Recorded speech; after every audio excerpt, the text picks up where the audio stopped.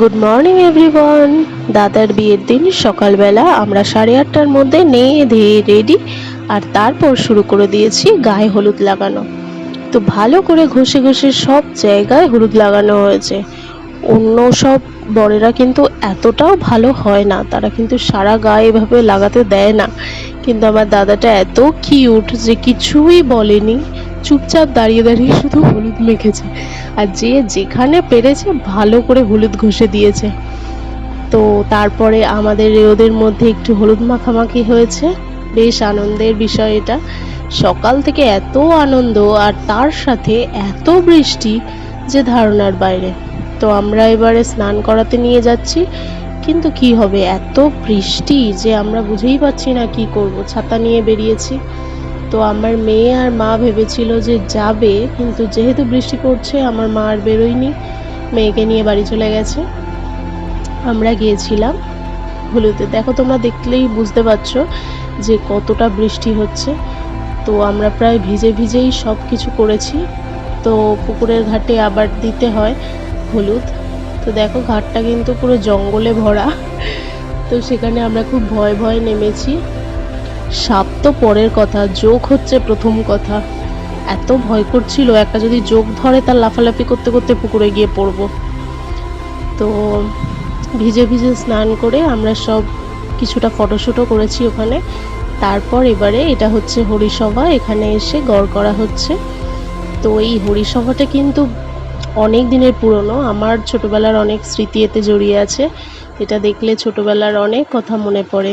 মামার বাড়ি এসে অনেক আনন্দ করেছি এই হরিসভাটাকে ঘিরে।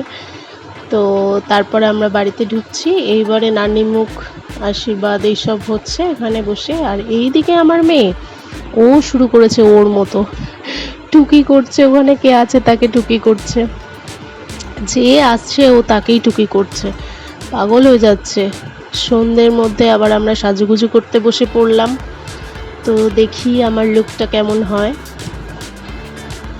এই যে আমি রেডি, আর আমার মেয়ে দেখো কি করছে ওখানে।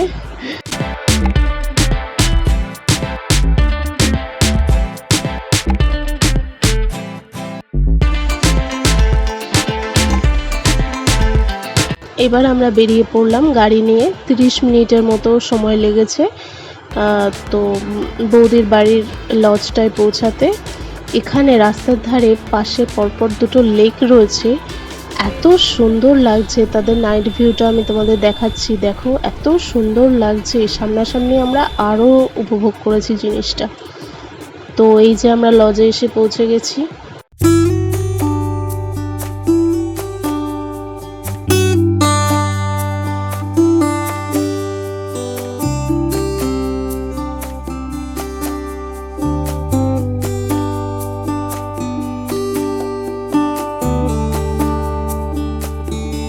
তো আমরা কি করেছি, বউ দেখার আগেই এই সবগুলো করে নিয়েছি। পাকোড়া আর আইসক্রিম খেয়ে তারপর উঠেছি বউ দেখতে। ওই যে আমাদের বৌদি দাঁড়িয়ে আছে।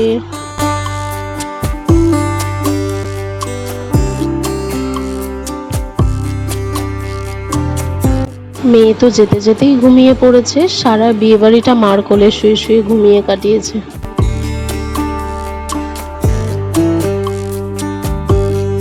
রাত হয়ে যাচ্ছে বলে আমরা খেতে চলে এলাম, কিন্তু তখনও বিয়ে স্টার্ট হয়নি।